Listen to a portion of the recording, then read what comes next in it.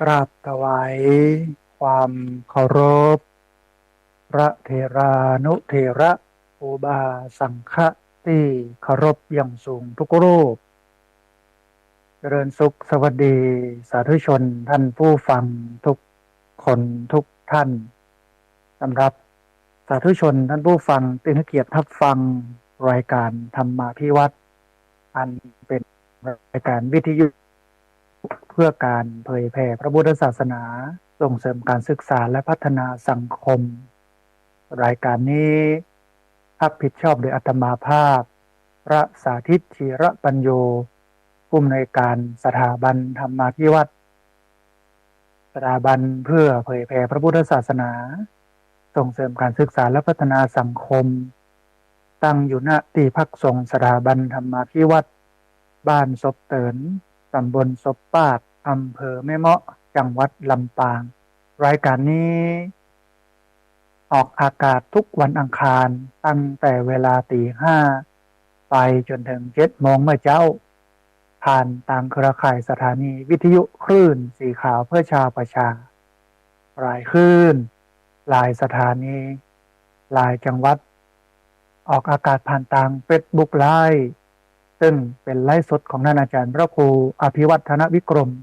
และของทางวัดไฟหินบันทึกเทปเอาไปออกอากาศผ่านทางสถานีวิทยุเพื่อการศึกษาและพัฒนาอาชีพเรดิโอเน็ตเวิร์ก FM 99.50 เมกะเฮิรตซ์ของวิทยาลัยเทคนิคกฟผแม่เมาะ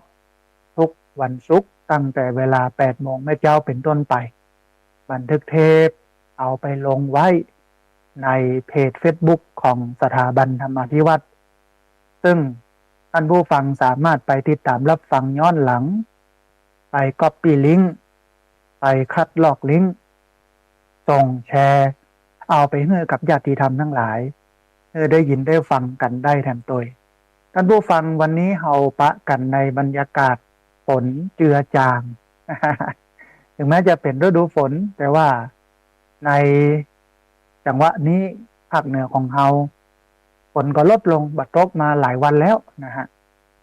ก็แสดงให้เห็นถึงภาวะที่จะแล้งต่อไปทางหน้าวันนี้จำเป็นอย่างยิ่งที่จะต้องเตรียมตัวก็คือเตรียมที่เก็บน้ำแทงน้ำโอ่งหม้ออะไรอย่างต่างๆไว้เพื่อถึงหน้าแล้งขึ้นมาเอาก็จะได้มีน้ำไว้ใจท่านผู้ฟังอันนี้เพื่อความแบบประมาทแล้วก็ที่ผ่านมาถึงแม้ว่ามันจะตกแต่ก็ตกบัดนักแล้วก็ตกบัดนักเนี่ยมันก็นำมาซึ่งความเดือดร้อนของพี่น้องเพราะว่าจะเป็นเรื่องของการยะให้ใส่สวนไม่ค่อยได้เต็มที่นะฮะนาดำนาปลูกเนี่ยบ่ได้ละก็เลยใจนาหวานเอาใจเครื่องจักรเครื่องกลอะไรอย่างกันไปแต่มันนึ่งคือยุงนั่นผู้ฟังช่วงฤดูนี้หน้านี้เนี่ยก็มีโรคที่มาจากยุงก็คือโรคชิกุนกุนย่าแล้วก็โรคไข้เลือดออกแพร่ระบาดกันนักหนาจารีในส่วนของตำบลศพปาดอำเภอแม่เมาะจังหวัดลำปางที่อาตมาภาพอยู่นี้กับแพร่ระบาดเยอะอยู่คุณหมออสมก็ทำหน้าที่รวมไปจนถึงอบต.เทศบาลไปพ่นยากันยุงแล้วก็ใช้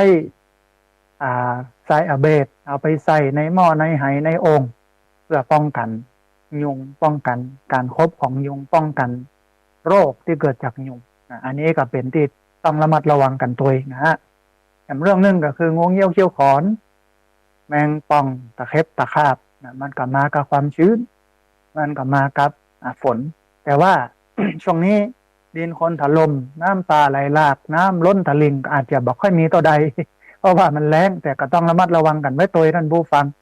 เพราะว่าภัยหมู่นี้มันเป็นภัยธรรมชาติที่มาตามฤดูกาล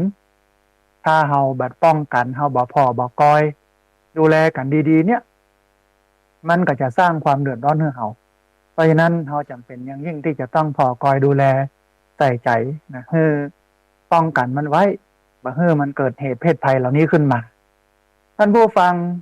ในช่วงเวลาที่ผ่านมาก็คือตั้งแต่วันที่11จนถึงวันที่14สิงหาคมพุทธศักราช2566มาได้ เพิ่นฮ้องว่าติดต่อประสานงานกับไผที่ไหนต่างใดเพราะว่าทางมหาวิทยาลัยเชียงใหม่เพิ่นนิมนต์ไปสอนกรรมฐานให้กับคณาจารย์เจ้าหน้าที่และก็นักศึกษาของมหาวิทยาลัยเชียงใหม่ปกติเพิ่นก็จัดปฏิบัติธรรมกันอย่างอี้ทุกปี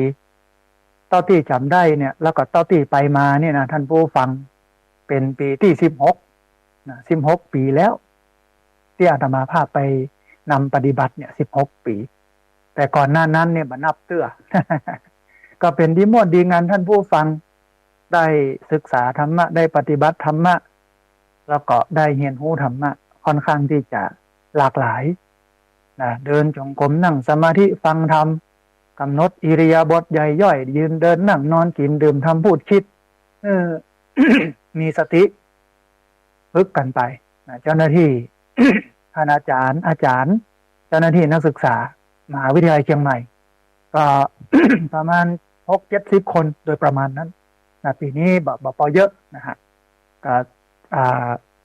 ถวายเป็นพระราชกุศลแด่สมเด็จพระนางเจ้าพระพันปีหลวงก็ปฏิบัติกันไปเดี๋ยวก็จะอู้เรื่องนี้สักกำหนึ่งแล้วก็เท่าที่ได้ปฏิบัติกัน ได้ฝึกได้หัดกันเนี่ยก็ถาม ญาติโยมว่าเข้ามาเนี่ยอย่างกันนี่เนาะ เข้ามาเนี่ยอย่างกันนี่มายืนมาเดินมานั่งมานอนแบบมีสติมีสมาธิเนี่ยเปิ้นก็ตอบกันไปต่างๆนานาอาตมาภาพก็บอกว่าโอ้เข้ามานี่เนี่ยเพื่อมาฝึกเมื่อตัวเก่านั้นปนตุกเพื่อเข้าใจตุกแล้วก็ปนตุกถ้าเฮาบ่เข้าใจตุกแล้วเฮาจะปนตุกได้อย่างไรนี่เนาะแล้วก็จะเล่าเรื่องนี้ให้ท่านผู้ฟังทั้งหลายได้ฟังแล้วก็วันนี้เอาเรื่องของการขจัดทุกข์ด้วยตัวเก่ามาให้ท่านผู้ฟังทั้งหลายได้ฟังกันในภาวะสังคมการเมืองที่มันยังบ่ลงตัวเตื้อเศรษฐกิจก็ดูเหมือนว่าจะสุดลงถ้าเป็นนั้นภาษาตลกต้องจะบอกว่าโอเคก็แปลว่าตกลง มันบ่ขึ้นนะมันตกลงนี่นะสังคมก็ตามอาชญากรรมอาชญากรโอ้นักนาจารีหันข่าวแต่ละอย่างเนี่ยหันแล้วมันสลดหดหูใจก็เป็นเหตุปัจจัยหลายอย่างที่ทำให้เขาเนี่ยเกิดความทุกข์หลายคนพัฒนาไปจนถึงขั้นที่เป็นโรคซึมเศร้าเพราะฉะนั้นวันนี้เข้ามาปลดเรื่องมาหู้วิธีการก็แล้วกันปลดเปลื้องความทุกข์เหล่านั้นให้มันหมดไปมันหายไปเนี่ยนะฮะก่อนที่จะเข้าสู่เนื้อหาสาระวันนี้มี2 เรื่องก็คือบรรยากาศของการปฏิบัติธรรมของคณาจารย์เจ้าหน้าที่นักศึกษามหาวิทยาลัยเชียงใหม่แล้วก็ธรรมะที่เกี่ยวข้องกับการปลดทุกข์ด้วยตัวเก่าก่อนที่จะอู้เรื่องนั้นมาเรื่องนี้เหี่ยกรรมก่อนท่านผู้ฟังก็ในช่วงเนี้ยอยู่ระหว่างการระดมทุนเพื่อจัดซื้อที่ดินถวายไว้ในพระพุทธศาสนาของที่พักสงฆ์สถาบันธรรมภิวัตรบ้านศพเตือนตำบลศพปาดอำเภอแม่เมาะจังหวัดลำปางเหลืออยู่ประมาณแสนน้อยๆนะฮะ150,000โดยประมาณนั้นก็เชิญชวนท่านผู้ฟังทำมาเรื่อยใกล้จะปิดละถ้าหมดเมื่อใดนี่นะถ้าได้ครบเมื่อใดก็จะยุดยั้งการประชาสัมพันธ์ข่าวบุญนี้แต่ว่าตอนนี้เนี่ยก็ยังสามารถทำบุญมาได้เรื่อยนะฮะก็สาเหตุที่ซื้อเนี่ยท่านผู้ฟังตัดหั่นเนี่ยที่ซื้อณปัจจุบันเนี่ยมันเป็นที่ปลูกข้าวโพดของโยมแต่ละปีเนี่ยเวลาเพิ่นปลูกข้าวโพดเนี่ยเพิ่นจะใช้สารเคมี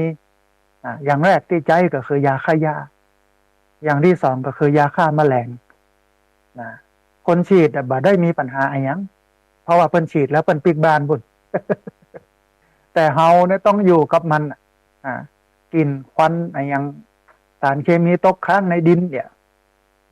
ไหลเข้ามาในวัดไหลเข้ามาในที่พักสงฆ์ผลกระทบซึ่งอาตมาภาพเป็นคนที่บ่ค่อยถูกโรคกับสารเคมีโดยเฉพาะยาฆ่าหญ้ายาฆ่าแมลงนะฮะก็ป่วยบ่สบายระยะหลังๆเวลาเปิ้นฉีดก็จำเป็นจะต้องหนีไปอยู่ที่อื่นก็เลย เพื่อ ขึ้นไปขึ้นมาว่าถ้าอยู่อย่างเนี้ยเป็นอย่างเนี้ยมันก็จะสุขภาพแย่แล้วญาติโยมที่เปิดมาวัดมาวาหลายคณะเนี่ยก็จะได้รับผลกระทบด้วยบางครั้งบางทีกำลังทำกิจกรรมอยู่เนี่ยเปิ้นก็ฉีดยาอยู่ตั้งหลังท่านเนี่ย ว่าอากาศมันบริสุทธิ์เนี่ยเนาะสารพิษสารเคมี ก็เลยตัดสินใจระดมทุนซื้อนะฮะกระจายไปแล้วประมาณ300,000น้อยๆนะเหลือประมาณ150,000โดยประมาณนั้นนะฮะที่ผ่านมาก็มีพระคุณเจ้าครูบาอาจารย์ พร้อมกับญาติโยมร่วมกันให้กันห้อมเพื่อที่จะเอามาซื้อที่ดินผืนนี้เหลือน้อยเดียวท่านผู้ฟังประมาณ150,000ท่านไหนอยากจะมาปิดบุญนี้ก็เจริญพรด้วยกันส่วนท่านไหนอยากจะร่วมทำบุญเพิ่มเติมคนละเล็กละน้อยตามกำลังโดยที่ทำบุญแล้วมันเบียดเบียนตัวเองมันเบียดเบียนคนอื่นก็เจริญพรมาร่วมกันตอนนี้จะอ่านรายชื่อพระคุณเจ้าพร้อมกับญาติโยมที่ได้มาทำบุญร่วมกันเพื่อจัดซื้อที่ดินถวายไว้ในพระพุทธศาสนาท่านผู้ฟังทั้งหลายได้ร่วมอนุโมทนาบุญกันก่อนมีท่านพระมหาสมชาติชาตะปัญโยแม่คำแต้มคมแม่ขจรสารพีคุณโยมอุดมสารพีคุณโยมรัตนาพรสารพีคุณโยมนวรัตน์สารพี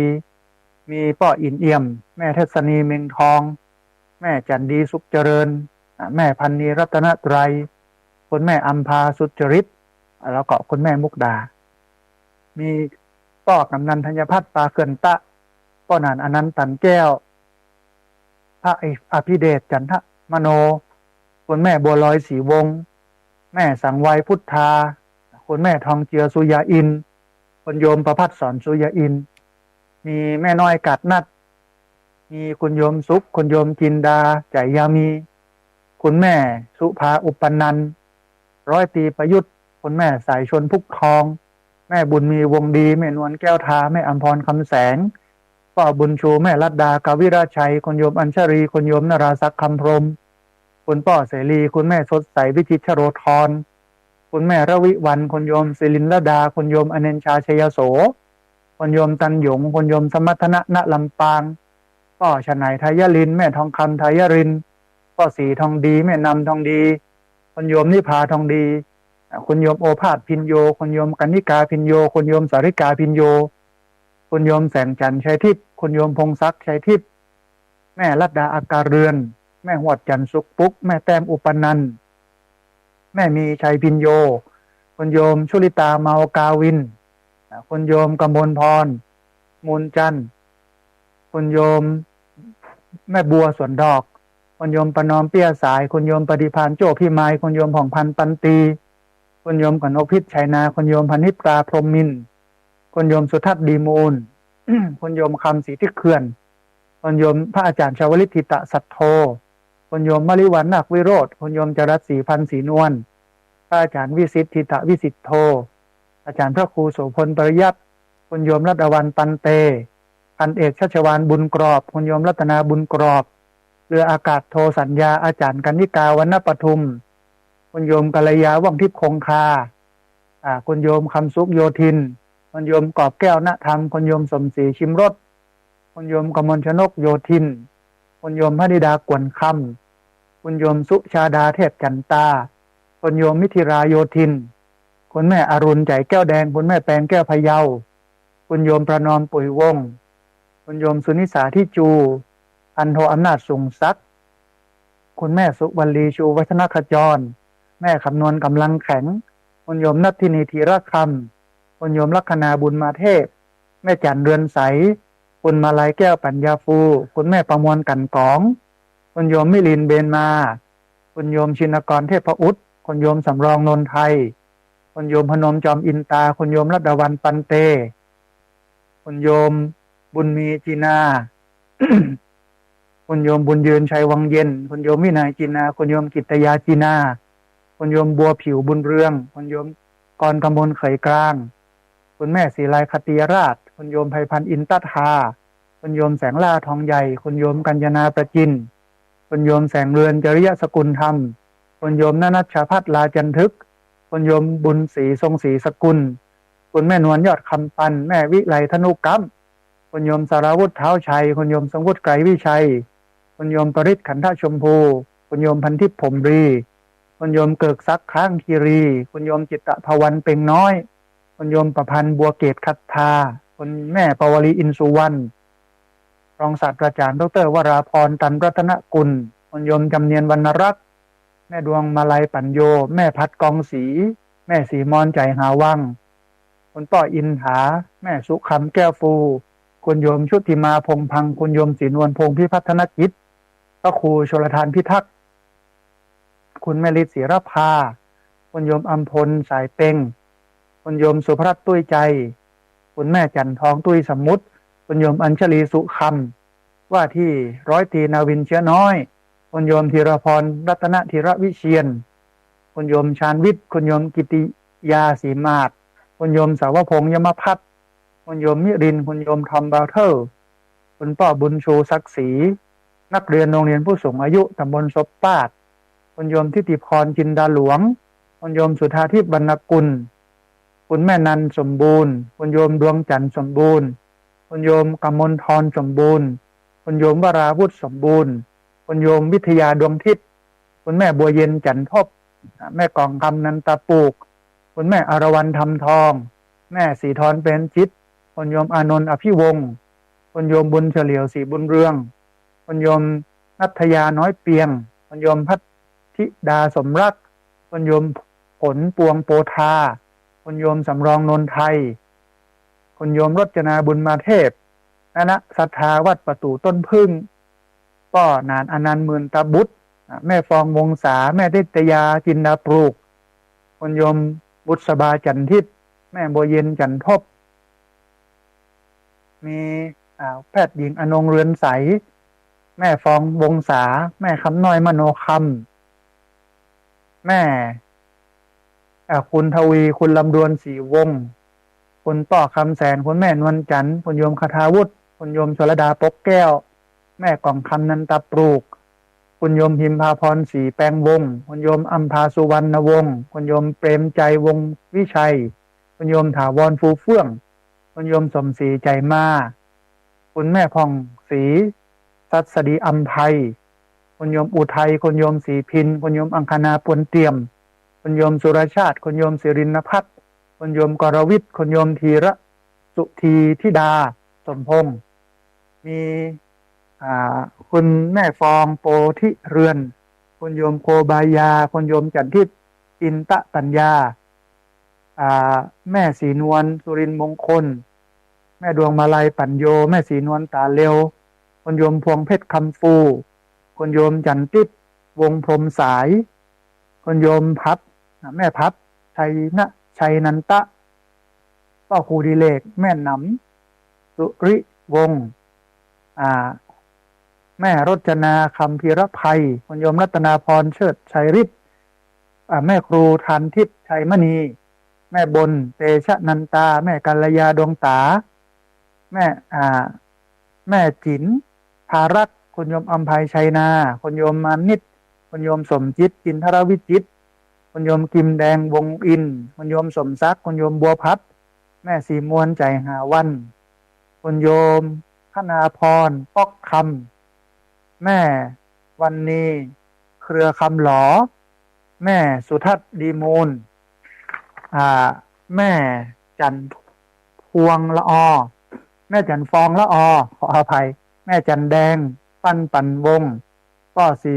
บุตรแม่สีสุกตันธุระแม่บัวชัยวงหารแม่คำนวณกำลังแข็งแม่ปราณีชัยวงแม่สมบัติสมนันตาแม่คิมสีอินแก้วแม่ไกรล่อนอินกูล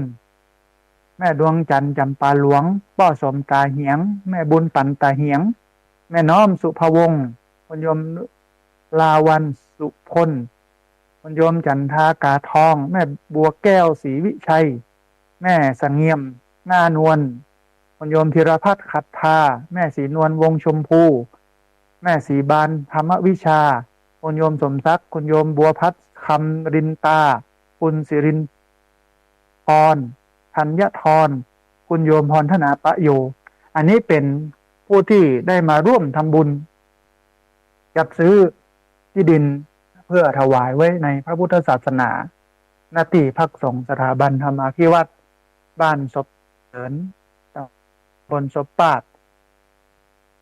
อำเภอแม่เมาะจังหวัดลำปางซึ่งต้องอนุโมทนาบุญกับญาติโยมที่ได้มาร่วมทำบุญกันสำหรับใดที่ท่านไหนที่บ่ได้อ่านลงลืมไป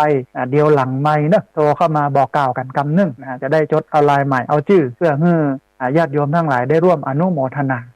ทีนี้ท่านผู้ฟังท่านใดจะมาร่วมทำบุญก็สามารถมาร่วมได้ตัวเองถ้ามีเวลามาแอวมาแหวงหากันมาเยี่ยมเยือนกันมาให้กำลังใจกันมาได้หน้าที่พักสงฆ์สถาบันธรรมาภิวัตร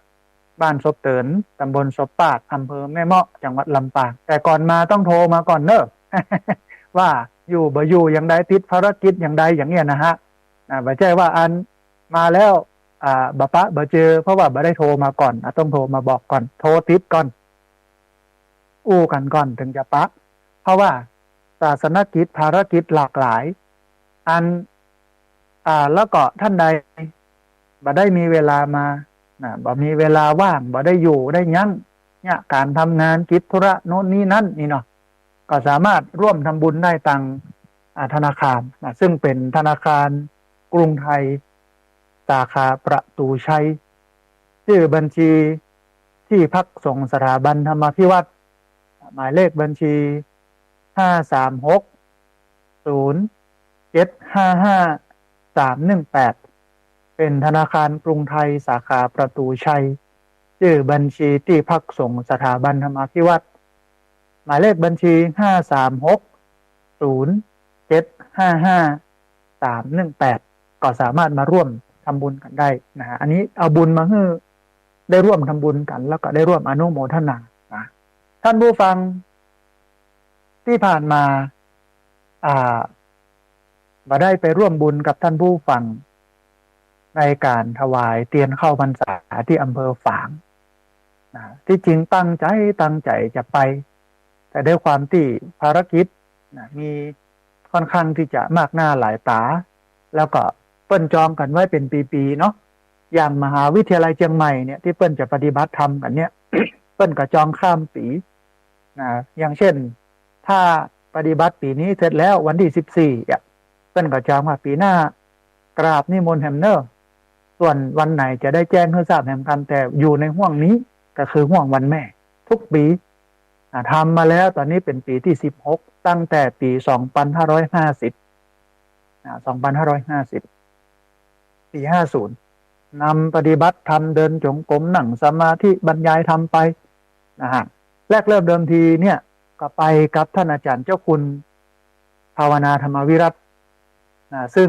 ในตอนนั้นเนี่ยเพิ่นก็นิมนต์ครูบาอาจารย์บอกว่าจะเป็นหลวงปู่พระพรหมมงคลหลวงปู่ทองสิริมังคโรวัดพระธาตุสีจอมตองไปเป็นประธานเปิดแล้วก็ให้ท่านอาจารย์เจ้าคุณภาวนาธรรมวิรัตเนี่ยเป็นพระวิปัสสนาจารย์ดูแลแต่ด้วยความที่ท่านอาจารย์เจ้าคุณท่านมีภารกิจการงานนักที่วัดร่ำเปิงตะโปธารามตำบลสุเทพอำเภอเมืองจังหวัดเชียงใหม่เพิ่นก็เลยให้อาตมาภาพดูแลตั้งแต่นั้นเป็นต้นมาก็คือปี2550นำมาเรื่อยๆ ปฏิบัติมานะฮะจนถึงบัดเดียวจนถึงบัดเดียวก็เป็นว่าเป็นเดือนสิงหาคมเนี่ยเป็นเดือนของการปฏิบัติธรรมของพี่น้องมช.ก็แล้วกันสมัยตะก่อนนั้นจะปฏิบัติ2ฝ่ายไม่ยิงเนี่ยจะบวชเนกขัมมจารินีเพื่อเฉลิมพระเกียรติถวายเป็นพระราชกุศลในพระพันปีหลวงส่วนพ่อจายจะบวชในช่วงเดือนธันวาเพื่ออุทิศบุญกุศลพระราชกุศลให้พระบาทสมเด็จพระเจ้าอยู่หัวรัชกาลที่9รัชกาลที่10อันเนี้ยเป็นประจำแต่ว่าฝั่งพ่อจายนั้น คนบวชมีน้อยท่านผู้ฟังเปิ้นก็เลยบัจัดแล้วก็มาเน้นย้ำที่เนคขมจารินีแล้วก็บอกว่าถ้าพ่อจายคนไหนใครไปใครมาปฏิบัติธรรมร่วมกันก็มาเนาะก็เริ่มปีนี้เนี่ย เริ่มกันตั้งแต่วันที่11ทำพิธีกันที่ศาลาธรรมพิธีเปิดในมหาวิทยาลัยเชียงใหม่ก็จัดพิธีเปิดตัดท่านนะฮะท ท่านรองอธิการบดีที่ดูแล เกี่ยวกับกิจกรรม กิจการพระศาสนา เป็นผู้อำนวยการสำนักส่งเสริม ศิลปะวัฒนธรรมนะมหาวิทยาลัยเชียงใหม่เนี่ยเปิ้นก็มาเปิดนะก็มีกิจกรรมทำบุญตักบาตรอะไรอย่างที่หั่นนิมนต์พระสงฆ์มาเจริญพระพุทธมนต์อะไรอย่างเนี้ยนะหลังจากเซตที่หั่นแล้วประมาณสัก10 โมงหรือว่า10 โมงเกินก็ปากันเคลื่อนย้าย จากมหาวิทยาลัยเชียงใหม่ก็มาที่ละปูนนะที่ศูนย์หฤปูนชัยของมหาวิทยาลัยเชียงใหม่ละปูนตอนนี้เปิ้นกระสร้างกระแปลงนักพอสมควรเพราะว่าในมหาวิทยาลัยเชียงใหม่เนี่ยประมาณ1,000 ไร่เนี่ยคนมันนักท่านผู้ฟังคนมาห่ำมาเฮียนคนสอนคนทำกิจกรรมอะไรอย่างนักแล้วมันแคบละเปิ้นก็เลยขยายไปที่ละปูนที่ละปูนเนี่ยศูนย์หฤปูนชัยเนี่ยมีอยู่ประมาณ 4,000 ไร่นะกว้างขวางพอสมควรตอนนี้ก็มีโรงยานะที่ถนนซุปเปอร์ไฮเวย์ข้างศาลากลางที่เปิ้นสร้างใหม่เนี่ยมีโรงยาอยู่ประมาณสัก200 เตียงรักษาคนเจ็บป่วยทั่วไปพื้นฐานแต่ว่าผ่าตัดใหญ่บ่ได้นะฮะท่านก็จะส่งเข้าละปูนกาส่งเข้าสวนดอกกาอย่างเงี้ยแต่ถ้าเป็นเบื้องต้นเนี่ยนะเจ็บเป็นเย็นไข้อย่างต่างๆเนี่ยก็ไปหั่นได้นะอยู่หั่นได้ประมาณ200 กว่าเตียงขยายขยับมีที่พักมีหอพักมีห้องประชุมอย่างต่างๆก็ขยับขยายกันไปโดยมีท่านรองศาสตราจารย์ดร.ประโยชน์อุ่นจะนำเป็นผู้อำนวยการอยู่หั่นตั้งแต่แรกเริ่มมาแปลงนะฮะก็การปฏิบัติธรรมเปิ้นกปาคณาจารย์เจ้าหน้าที่นักศึกษาของมหาวิทยาลัยเชียงใหม่ไปปฏิบัติที่หั่นเดินจงกรมนั่งสมาธิหับพระกรรมฐานก่อนถือศีลสมาทานศีลศีล8ศีล5ฟังธรรมบรรยายโอ้ท่านผู้ฟังบรรยากาศมันดีเปิ้นฮ้องว่ามันสัปปะยะมันเหมาะสมกับการปฏิบัติธรรมอันแรกที่ดีที่สุดก็คือเงียบเบาวุ่นวายพลุกพล่านอันที่สองก็คือมันแบบปอฮ้อนลำไปมันเย็นแล้วก็มีศาลาธรรมทั้งบนสามารถเคลื่อนย้ายกันไปกันมาได้โดยใช้รถตู้ของมหาวิทยาลัยเชียงใหม่สถานที่ท่านรองศาสตราจารย์ดร.ประโยชน์อุ่นจะนำเพิ่นก็ดูแลอย่างดีกับข้าวกับปลาอาหารการกินเจนะท่านผู้ฟังนะ3-4 วันนี้กินเจเพื่อที่จะร่างกายมันเบาเหมาะสมสำหรับการที่จะปฏิบัติธรรมมันมานักมันไปถ้ากินจีนกินปลาเนี่ยมันจะนักลำไปก็มากินเจก็ปฏิบัติธรรมกันเดินจงกรมนั่งสมาธิกันจนถึงวันที่14 ในภาคสายก็คือ9 โมงก็เป็นพิธีปิดลาศีลจากศีล8ซึ่งเป็นศีลของนักปฏิบัติธรรมมาสู่ศีล5แล้วก็รับฟังธรรมโอวาทกันอาตมาภาพก็บอกว่าหลังจากที่เขากลับจากที่นี่ไปโลกข้างนอกก็จะทดสอบเขาละเนอะกลับไปบ้านเขาบ่อยู่3 วันโด3 คืน3 คืน 4 วันรับรองบ้านบ่เหมือนเดิมนี่เนาะมันอาจจะหกเหี้ยกว่าเดิมนี่นะถ้าไปแล้วก็บ่ต้องจมละกำหนดสติเห็นหนอเห็นหนอไม่ถูกใจหนอไม่ชอบใจหนอจัดหนอเที่ยวหนอเห็นนะเที่ยวคือกวาดคือเก็บบ่ต้องจมอย่างยิ้มอย่างเดียวใครจะว่าได้ผมว่าได้ยิ้มมีความสุขนี่เนาะคาถาไปท่านผู้ฟังว่ารื่นเริงบันเทิงใจเป็นกำไรของชีวิตวันไหนที่หงุดหงิดเป็นชีวิตที่ขาดทุนรวมไปจนถึงการทำงานโดยนะฮะวันนี้อาจจะเป็นวันแรกของการทำงานของพี่น้องที่ไปปฏิบัติธรรมกันคนการทำงานที่จริงงานบ่ได้มีปัญหาอะไรอย่างนักมันมีปัญหากับคนเนี้ยท่านผู้ฟังคนที่สูงกว่าเฮาคือเจ้านายคนที่เสมอกับเฮาคือเพื่อนร่วมงานคนที่ต่ำกว่าเฮาคือลูกน้องมันจะมีปัญหากับคน3 ประเภทนี้ในการทำงานเพราะฉะนั้นเอาสติไปใช้ในการทำงานต้องมีขันติไม่ใช่ขันแตกนี่เนาะ แล้วหัวจักการปล่อยการวางเพราะว่าตลอดระยะเวลา ตั้งแต่วันที่11จนถึงวันที่14เนี่ยเฮียนโหอย่างเดียวก็คือเรื่องของการปล่อยวางเพราะอย่างท่านผู้ฟัง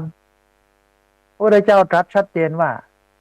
สังคิเตนะปัญจุปาทานักขันธาทุกขาว่าโดยย่อแล้วการเข้าไปอุปทานยึดมั่นถือมั่นในขันธ์ห้าเนี่ยมันเป็นรากเหง้าของความทุกข์มันเป็นแก่นแต่ของความทุกข์มันเป็นสัจจะของทุกข์ถ้ายึดถ้าถือเนี่ยทุกข์ถ้าบ่ยึดบ่ถือก็บ่ทุกข์เปิ้นก็เลยมีกำอู้กำหนึ่งว่ามีก็ทำความรู้สึกว่ามันเหมือนกับบ่มีได้ก็ทำความรู้สึกว่าเหมือนกับบ่ได้ครอบครองเหมือนบ่ครอบครองไม่ประยุกต์สิ่งทั้งผองมาเป็นของฉันนะมีเหมือนไม่มีได้เหมือนไม่ได้ครอบครองเหมือนไม่ครอบครองไม่ประยุกต์สิ่งทั้งผองมาเป็นของฉันแล้วก็โอจักปล่อยวางยึดไว้ก็นับกักไว้ก็ทุกข์ปล่อยวางว่างเว้นจึงเป็นสุขยึดไว้ก็นักกักไว้ก็ทุกข์ปล่อยวางว่างเว้นจึงเป็นสุขอันนี้ก็แนะนำไป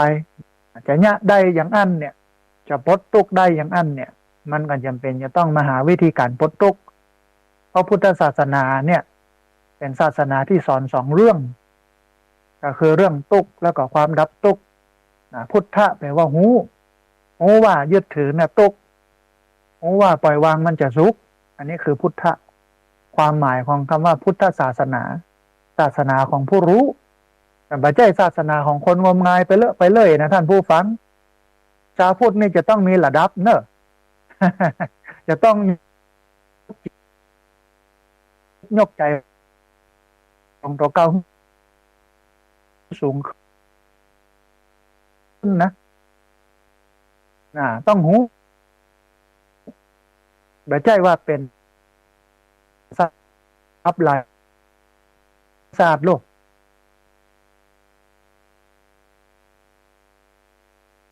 ชัดเจนในเรื่องของการหูการตื่นการเบิกบานทว่านี่ก็หันข่าวออกว่าคนไปปูจาปีศาจในกรุงเทพปุ่นนะครูกายแก้วครูกายเกอร์อย่างเพิ่นบอกว่า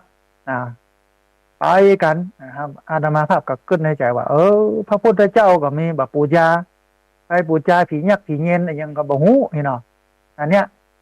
ชาวพุทธบ่ได้เป็นพุทธที่แท้หรอกเนี่ยอย่างถึงบ่ได้เป็นพุทธที่แท้ก็เพราะเฮาบ่ศึกษาคำสอนมาเหมือนกับอันพี่น้องจากมหาวิทยาลัยเชียงใหม่ที่มาศึกษาและปฏิบัติธรรมเพิ่นก็ฮู้ว่าพระพุทธเจ้าสอน2เรื่องทุกข์แล้วก็ความดับทุกข์ทุกข์เกิดจากการยึดถือเมื่อเฮายึดเฮาถือเพราะเฮาบ่ฮู้ถ้าเฮาฮู้แล้วเฮาก็บ่ยึดทีนี้ถ้าจะสุขเนี่ยอย่างใดก็ปล่อยวางกันปล่อยวางมันนำมาซึ่งความสุขลูกทีนี้จะปล่อยวางอย่างใดก็ต้องปฏิบัติวิปัสสนากรรมฐานตามแนวสติปัฏฐาน4วิปัสสนากรรมฐานตามแนวสติปัฏฐาน4นี่เป็นทางตรงที่ทำให้คนปฏิบัตินั้นหลุดพ้นจากความทุกข์ฟังชื่อมันกับท่านผู้ฟังวิปัสสนากรรมฐานเป็นคำภาษาบาลีมันมีศัพท์มีแสงที่แยกออกจากกันได้ว่าวิกรรมหนึ่งปัสสนากรรมหนึ่งกรรมะกรรมหนึ่งฐานะกรรมหนึ่งสติปัฏฐาน4กรรมหนึ่งวิตัวเนี้ยแปลว่าวิเศษก็ได้แปลว่าแจ้งก็ได้แปลว่าต่างก็ได้กรรมเดียวเนี่ยนะคำว่าวิเนี่ยแปลว่าวิเศษแปลว่าแจ้งแปลว่าต่างกรรมะแปลว่าการกระทำปัสสนาทัศนาแปลว่าการเห็นกรรมะแปลว่าการกระทำฐานะแปลว่าที่ตั้งก็หมายความว่าที่ตั้งแห่งการกระทำเพื่อให้เห็นวิเศษเห็นแจ้งเห็นต่างอันนี้คือวิปัสสนากรรมฐานวิปัสสนากรรมฐานคือที่ตั้งแห่งการกระทำเพื่อให้เห็นวิเศษเห็นแจ้งเห็นต่างมันก็มีอยู่2นัยยะ 2ประเด็นก็คือ1ที่ตั้งแห่งการกระทำนั้นคืออะไร2เห็นวิเศษเห็นแจ้งเห็นต่างนั้นเห็นอย่างใดเอาประเด็นแรกก่อนท่านผู้ฟังเอาเห็นวิเศษเห็นแจ้งเห็นต่างนี่ก่อนเห็นวิเศษเห็นแจ้งเห็นต่างนี่ก็คือโดยตัวตรงของมันคือเห็นไตรลักษณ์คือหูคือเห็นว่าเอาสิ่งทั้งหลายทั้งปวงนั่นมันล้วนแต่เป็นอนิจจังบ่มั่นบ่เที่ยงเนอะถึงเฮาถึงเขาสัตว์สิ่งต่างๆเนี่ยล้วนเป็นอนิจจังบ่มั่นบ่เที่ยงทุกขังทนอยู่ในสภาพเดิมได้ยากอนัตตาบ่ใช่ตัวบ่ใช่ตนบ่สามารถที่จะบังคับบัญชาได้มันเป็นอย่างนี้นะสิ่งทั้งหมดทั้งปวงอ่ะอนิจจังบ่มั่นบ่เที่ยงทุกขังทนอยู่ในสภาพเดิมได้ยากอนัตตาบ่ใช่ตัวบ่ใช่ตนบ่สามารถที่จะบังคับบัญชาได้มันเป็นอย่างนี้นะฮะทีนี้ท่านผู้ฟังอันเนี้ยคือเห็นวิเศษเห็นแจ้งเห็นต่างคือเห็นว่าสิ่งทั้งหลายทั้งปวงเป็นไปตามกฎของไตรลักษณ์นี้ล้วนมีการเกิดขึ้นล้วนมีการตั้งอยู่ล้วนมีการดับไปทุกอย่างความรู้สึกก็เหมือนกันสุขก็เหมือนกันทุกข์ก็เหมือนกันล้วนขึ้นอยู่กับกฎของไตรลักษณ์นี้คือเกิดขึ้นตั้งอยู่แล้วก็ดับไปเป็นอนิจจังบ่มั่นบ่เที่ยงทุกขังทนอยู่ในสภาพเดิมได้ยากอนัตตาบ่ใช่ตัวบ่ใช่ตนบ่สามารถที่จะบังคับบัญชาได้เอามาใช้ได้ในชีวิตประจำวันเราเลยท่านผู้ฟังเวลาเรามีความสุขโอ้ยสุขใจม่วนใจสบายใจก็บ่ควรประมาทเพราะอะไรยังความสุขมันเกิดขึ้นความสุขมันตั้งอยู่แล้วก็ความสุขมันดับไปความสุขเกิดขึ้นความสุขตั้งอยู่ความสุขดับไปเวลาเราทุกข์ก็บ่ต้องไปจมกับความทุกข์เพราะเรารู้แล้วว่าความทุกข์มันเกิดขึ้นความทุกข์มันตั้งอยู่แล้วก็ความทุกข์มันดับไปมันสลับซับเปลี่ยนกันอย่างอี้ท่านผู้ฟังเพราะฉะนั้นยามขึ้นอย่าหลงยามลงอย่าท้อเวลามันขึ้นมันมีความสุขมันได้ลาภยศสรรเสริญเงินทองชื่อเสียงเอาก็บ่หลงกับมันเพราะรู้ว่าเดี๋ยวมันถึงทุกข์ทีนี้เวลามันทุกข์ปุ๊บเขาก็บ่ท้อเพราะเขาเข้าใจว่าทุกข์เกิดขึ้นทุกข์ตั้งอยู่ทุกข์ดับไปเดี๋ยวมันก็สุขแถมยามขึ้นอย่าหลงยามลงอย่าท้ออันนี้คือการเห็นไตรลักษณ์ที่ว่าเห็นวิเศษเห็นแจ้งเห็นต่างบ่ใช่เห็นอนาคตเห็นอดีตเห็นหวยเห็นผีเห็นสางนรกสวรรค์อันนั้นมันไม่ได้นำไปสู่ความดับทุกข์การหันอย่างนั้นมันนำไปสู่ความดับทุกข์การดับทุกข์ที่แท้จริงก็คือการเห็นไตรลักษณ์นี้เห็นอนิจจังทุกขังอนัตตานี่ไตรลักษณ์ไตรติแล้วก็แปลว่า3ลักษณ์ก็คือลักษณะ3ลักษณ์ก็คือลักษณะถ้าเอามาบวกกันกับไตรลักษณ์ก็คือลักษณะ3คือเกิดขึ้นตั้งอยู่ดับไปอนิจจังทุกขังอนัตตาอันนี้คือเห็นวิเศษเห็นแจ้งเห็นต่างแล้วจะเห็นอย่างนั้นอย่างใดก็จะต้องมาดู4ตี้มาดูกายอันกว้างศอกยาววาหนาคืบของเขานี่4ตี้และดูกายอันกว้างศอกยาววาของคนอื่น4ตี้เหมือนกันดูที่ไหนพ่อง1ดูกายมาดูร่างกายของเขานี้ซึ่งมีวิธีการดูอยู่6อย่างเช่นอานาปานสติปัฏฐะมาพอลมหายใจเข้าออกสัมปชัญญะปัฏฐะมาดูการเคลื่อนไหวยืนเดินนั่งนอนกินดื่มทำพูดคิดผู้เข้าเหยียดออกเหลียวหน้าแลหลังก้มเงยอิริยาปถะปัฏฐะมาพออิริยาบถ4ยืนเดินนั่งนอนยืนก็หูว่ายืนเดินก็หูว่าเดินนั่งก็หูว่านั่งนอนก็หูว่านอนมาดูนวสีวัติกะปัฏฐะพิจารณาร่างกายว่าเหมือนซากศพ9อย่าง9ประเภทเอาตั้งแต่ตายวันแรกตาย2วัน3วันเน่าอืดขึ้นหนองไส้โพไส้ไหลว่าไปจนถึงปูนเหลือก็กระดูกกระเดี่ยว าตุมนสิกาละปะพะพิจารณาธาตุว่าร่างกายนั้นประกอบไปด้วยธาตุดินธาตุน้ำธาตุลมธาตุไฟอันแข็งแข็งธาตุดินขนผมเล็บฟันหนังอันนี้ดินธาตุน้ำเลือดน้ำหนองน้ำดีน้ำอุจจาระน้ำปัสสาวะน้ำเสลดน้ำลายอันนี้ธาตุน้ำธาตุลมขึ้นเบื้องบนลมลงเบื้องต่ำลมที่มันไปตัวกายนี้ลมที่มันอยู่ในท้องพิจารณาไปธาตุไฟก็คือไฟที่มันยังกายให้อุ่นก็คืออุณหภูมิของร่างกาย37องศาแยกออกมาเป็นส่วนอย่างนี้เป็นต้นเนาะพิจารณากายทะลุไปอย่างหนึ่งหันกายว่า เป็นของมันเป็นของบ่สวยบ่งาม ขออภัยท่านผู้ฟังพิจารณาว่าเป็นของบ่สวยบ่งามเพราะว่าการปฏิบัติวิปัสสนากรรมฐานในฐานกายเนี่ยเพิ่นต้องการให้นักปฏิบัตินั้นหันว่ากายเป็นของบ่สวยบ่งามอันนี้คือฐานแรกสิ่งแรกที่ต้องพอแต่ถ้าเป็นการปฏิบัติในลักษณะที่มันเป็นรูปแบบถ้านั่งปุ๊บเพิ่นก็มาพอที่ต้องปองกับปองเนาะต้องยุบกับยุบเนาะปองเนาะยุบเนาะอย่างนี้เป็นต้นนะฮะพอท่านแล้วก็สังเกตเพราะว่าปองยุบมันปองยุบมันบอกค่อยชัดละมันปวดความปวดมันนักแกเฮ้ยมันชัดเจนก็เอาไปกำหนดที่ความปวดละปองยุบไว้ไปพอที่ความปวดสักกำหนึ่งมันฟุ้งซ่านมันนักเกิน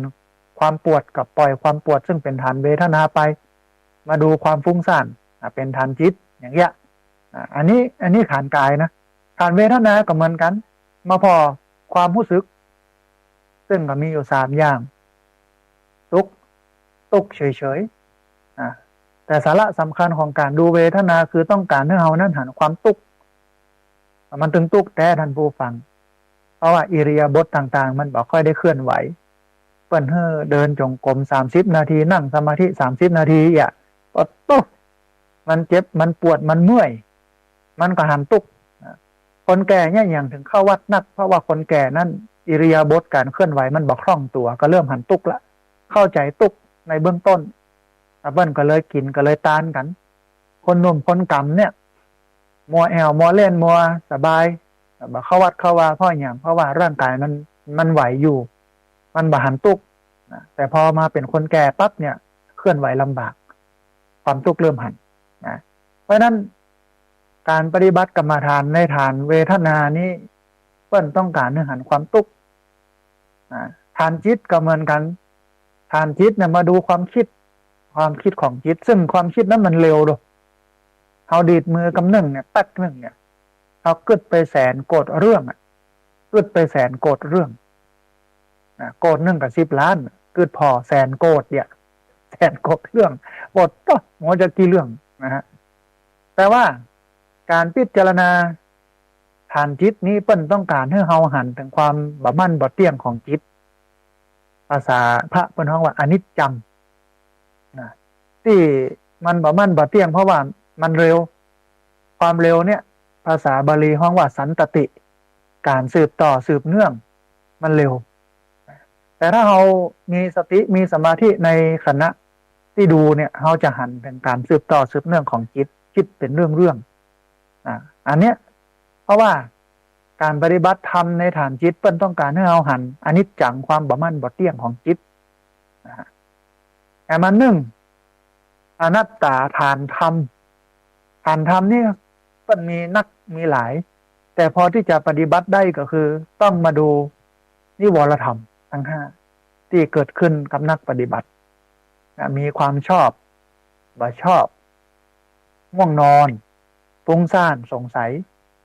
กามะฉันทะพยาปะทะถีนะมิทธะอุทธัจจะกุอุจจะอันนี้เป็นภาษาบาลี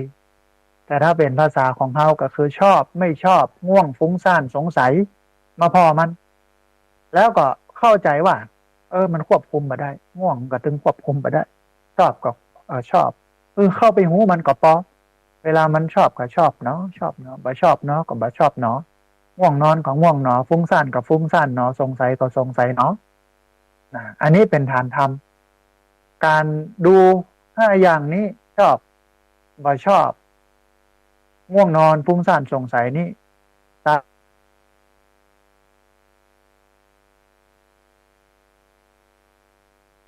สำคัญก็คือต้องการให้นักปฏิบัติธรรมนั้นหัดบังคับบัญชาได้เมื่อปฏิบัติอย่างนี้เรื่อยเรื่อยเรื่อยเรื่อยเฮาหันความบ่แน่นอนบ่เที่ยงแท้หันอนิจจังความบ่เที่ยงทุกขังความทนอยู่ในสภาพเดิมได้ยากอนัตตาความบ่ใช่ตัวบ่ใช่ตนบ่สามารถที่จะบังคับบัญชาได้ดูเช่น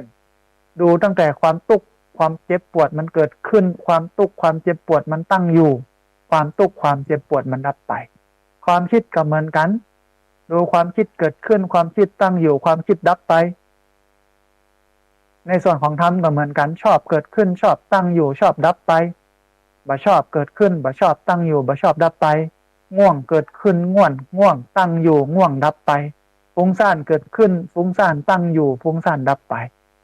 สงสัยเกิดขึ้นสงสัยตั้งอยู่สงสัยดับไปคือไปเห็นการเปลี่ยนแปลงแล้วก็บัดต้องไปพอฐานใดฐานหนึ่งหรืออันใดอันหนึ่งอันใดชัดเจนที่สุดพออันนั้นพอไปจนถึงการเกิดขึ้นตั้งอยู่ดับไปของมันแล้วก็ไปพอแห่งอันว่าอันอย่างชัดหลังจากนั้นแห่งก็พออย่างเนี้ยท่านผู้ฟังเวลาเฮาหันการเกิดขึ้นตั้งอยู่ดับไปของฐานทั้งสี่บอกว่าจะเป็นกายเวทนาจิตธรรมเรื่อยการยึดมั่นถือมั่นมันก็จะคลายออกการหันไตรลักษณ์เรื่อยนี่มันก็จะไปกัดกร่อนการยึดมั่นถือมั่นให้มันลุดให้มันละให้มันวางท้ายที่สุดเราก็จะเข้าใจว่าโอ้โลกนี้มีอย่างเป็นตินเป็นตัวบ่มีอย่างไปยึดมั่นถือมั่นบ่เอาอย่างเป็นกิจจลักษณะสักอย่างกันก็ปล่อยวางเมื่อปล่อยวางแล้วก็จะหลุดพ้นจากกิเลสหลุดพ้นจากการยึดถือเมื่อบ่ยึดแล้วมันก็บ่ทุกข์เพราะว่าความทุกข์ที่สุดนั่นก็คือการยึดทุกขาชาติการยึดสังกิเตนะปัญจุปาทานขันธาทุกขาการยึดในขันธ์ห้านี้เป็นทุกข์ถ้าปล่อยวางก็บ่ทุกข์อันนี้เป็นต้นนะฮะก็แนะนำนักปฏิบัติธรรมซึ่งเป็นคณาจารย์เจ้าหน้าที่และนักศึกษามหาวิทยาลัยเชียงใหม่ให้ออกไปใช้แล้วก็ที่สำคัญที่สุดต้องเจริญสติมันจะเป็นตัวควบคุมเพื่อธรรมะต่างๆมันเดินหน้าไปของมันสติจะเกิดขึ้นได้ไม่ใช่ว่านั่งอยู่บ่ได้แล้วมันจะลอยมาโยงใส่หัวนะ สติจะเกิดขึ้นได้ก็ต่อเมื่อปฏิบัติคือกำหนดนั่นเองแค่หันก็หูว่าหันได้ยินก็หูว่าได้ยินยืนเดินนั่งนอนพระเจ้าก็บอกโลกคัจฉันโตวาคัจฉามิติปชานติเมื่อเดินอยู่ก็รู้ว่าเดินอยู่เวลาเราเดินก็กำหนดซ้ายขวามีสติอยู่ที่เท้าทิโตวาทิโตมหิติปชานติเมื่อยืนอยู่ก็รู้ว่ายืนอยู่ยืนเข้าแถวยืนรอนั่นก็รู้ว่ายืน ขออภัยท่านผู้ฟังนี่สีโนวานี่สีนิติปชานติเมื่อนั่งอยู่ก็รู้ว่านั่งอยู่สยโนวาสยมิติปชานติเมื่อนอนอยู่ก็รู้ว่านอนอยู่หูหมดว่าเนี่ยอย่างยืนเดินนั่งนอนกินดื่มทำพูดคิดคู่เข้าเหยียดออกเลี้ยวหน้าแลหลังก้มเงยโดยหลักการแล้วเนี่ยเพื่อนจะต้องกำหนดตั้งแต่ตื่นนอนเวลาตื่นนอนมาก็กำหนดมดหัวเนี่ยอย่างล้างหน้าล้างตาแปรงฟันถ่ายนักถ่ายเบาอาบน้ำเปลี่ยนเสื้อผ้าเปิดปิดประตูเดินออกไปอย่าไปจนถึงรับปุ๊บแถมรอบหนึ่งแบบอันเนี้ยสติก็จะเกิดขึ้นมันก็จะเคลื่อนธรรมะเมื่อเราได้หันไตรลักษณ์ในกายในเวทนาในจิตในธรรมนำไปสู่การปล่อยวางแล้วก็ท้ายที่สุดก็แนะนำเปิ้นถึงเรื่องของการเอาธรรมะไปใช้ในชีวิตประจำวันมีคาถาฮื้อท่องเกิดขึ้นตั้งอยู่ดับไปเดี๋ยวมันก็ผ่านไปรื่นเริงบันเทิงใจเป็นกำไรของชีวิตวันไหนที่หงุดหงิดเป็นชีวิตที่ขาดทุนเนี่ยหรอคือคาถาเพิ่นไปยึดไว้ก็นักกักไว้ก็ทุกข์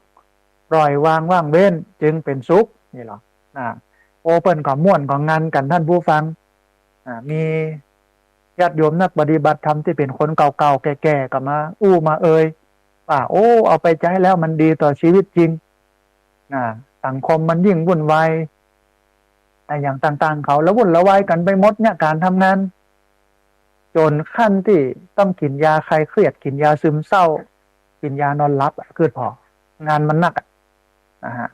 งานมันหนักงานมันเร่งแล้วก็สังคมมันเปลี่ยนไปแต่ข้าเจ้าเนี่ยปฏิบัติธรรมเนี่ยบ่ได้ใจยาบ่ได้ใจอย่างเลยเนี่ยปฏิบัติธรรมหู้จักป่งจักปล่อยจักวางเหียก็สบายใจนี่คือประโยชน์นี่คือคุณูปการในการจัดการความทุกข์ในทัศนคติของพระพุทธศาสนาทีนี้ท่านผู้ฟังอันนี้เป็นหลักการแต่ทีเนี้ยมันเข้มข้นล้ำไปคนทั่วไปก็ยากที่จะเอาไปประพฤติไปปฏิบัติเขาลองมาพอท่านผู้ฟังเขาลองมาดูการที่คนทั่วไปจะเอาไปปฏิบัติได้เนี่ยอาจจะก็น้องว่าถอนความเข้มข้นลงมานักอยู่เพื่อให้ง่ายต่อการปฏิบัติใจนะฮะมันมีข้อมูลจากกรมสุขภาพจิตท่านผู้ฟังกระทรวงสาธารณสุขกรมสุขภาพจิตเพื่อมีคู่มือดูแลตัวเองโดยเฉพาะประเด็นเรื่องของการเนี่ยอย่างใดเมื่อใจเป็นทุกข์ของกรมสุขภาพจิตกระทรวงสาธารณสุขอยู่หน้าประมาณสัก9 ถึง 17หน้า9 ถึงหน้า 17เป็นคู่มือการขจัดทุกข์ด้วยตัวเก่าคู่มือดูแลตัวเองเนี่ยอย่างใดเมื่อใจเป็นทุกข์กรมสุขภาพจิตกระทรวงสาธารณสุขหน้า9 ถึงหน้า 17เปิ้นเริ่มต้นอย่างนี้ท่านผู้ฟังว่าเปิ้นบอกว่าเมื่อเกิดทุกข์นักขึ้นผลที่ตัวมาบ่ได้มีต่อจิตใจหรืออารมณ์ตามที่คนทั่วไปหูต้องอันแต่จะมีผลกระทบต่อร่างกายแล้วก็ความเป็นอยู่ทุกอย่างของเฮาตัวมันกระทบต่อร่างกายและความเป็นอยู่ของเฮาตัวมันบ่ใจว่าจะกระทบเฉพาะจิตใจของเฮาอย่างเดียวเปิ้นก็ยกตัวอย่างว่าเช่นคนส่วนใหญ่จะกินบ่ได้นอนบ่หลับกินบ่ได้นอนบ่หลับถ้าเป็นทุกข์นี่นะจะกินข้าวบ่ได้จะนอนบ่หลับหรือบางพ่องอาจจะกินหนักวันไปตกเครียดหยอกเข้าไปใส่เข้าไปเนาะ กินเข้าไปแล้วบางเตื้อก็นอนหนักกว่าปกติบางเตื้อก็บ่อยากจะอู้กับไผบ่อยากไปเนี่ยการทำงานเพราะเนี่ยบ่ได้เพราะอย่างเพราะจิตใจมันวุ่นวายมันบ่สุขมันตุกกุ้มอกกุ้มใจอันนี้เมื่อเป็นภาวะอย่างเนี้ย เวลาเจอความทุกข์แล้วเป็นอย่างเนี้ยก็แนะนำท่านผู้ฟังว่าควรจะขจัดความทุกข์นั้นให้ออกไปให้เร็วที่สุดเท่าที่จะเนี่ยได้เพราะปัญหาที่เขาเป็นอย่างเนี้ยเพราะความทุกข์นั้นมันอยู่ในใจเขาจะต้องขจัดมันออกไปให้เร็วที่สุดถ้าจ้ามันก็จะลุกลามนำไปสู่การเป็นโรคซึมเศร้านำไปสู่การฆ่าตัวตายมันเสียหายเพราะฉะนั้นบ่ต้องให้มันอยู่ในใจของเขารีบยิบความทุกข์นั้นคว้างออกไปจากใจเขาทีนี้ด้านโบฟังมันจะยะได้อย่างไรเพื่อนบอกว่าอันดับแรกอันดับหนึ่งที่ควรทำก็คือต้องยอมรับว่าเขามีความทุกข์ต้องหีบแก้ไขต้องหูตัวเก่าก่อนนะต้องหูคิงก่อนว่าบัดเดี๋ยวนี้เขาทุกข์แล้วเนี่ยแล้วความทุกข์นั้นมันจะต้องรีบแก้ไขต้องยอมรับว่าเขามีทุกข์เขาต้องรีบแก้ไขอันนี้เบื้องแรกคือยอมรับเพราะที่จริงมันก็เป็นอย่างนั้นท่านผู้ฟังพระเจ้าได้ตรัสไว้ว่าทุกขะปริญญายะวิธีการจัดการต่อความทุกข์ของชาวพุทธเนี่ยก็คือรู้จักว่ามันเป็นทุกข์รู้ว่ามันเป็นทุกข์พอละแต่จะไปเป็นทุกข์กับมันนะ จะไปเป็นทุกข์กับมันรู้เพียงแต่ว่ามันเป็นทุกข์ก็พอแล้วนะทุกขะปริญญายะวิธีการจัดการทุกข์ของพระพุทธศาสนานะฮะอันที่ควรจัดการคือสาเหตุของความทุกข์เหมือนกันครับตำรับตำราเล่มนี้ เพื่อนบอกว่านอกจากที่เขาจะยอมรับว่าเขามีความทุกข์ที่จะต้องรีบแก้ไขแล้วเนี่ยท่านผู้ฟังเขาจะต้องหาสาเหตุของความทุกข์นั้นให้ได้เหี่ยก่อนว่ามันเกิดจากอะไรหยังหาสาเหตุของความทุกข์นั้น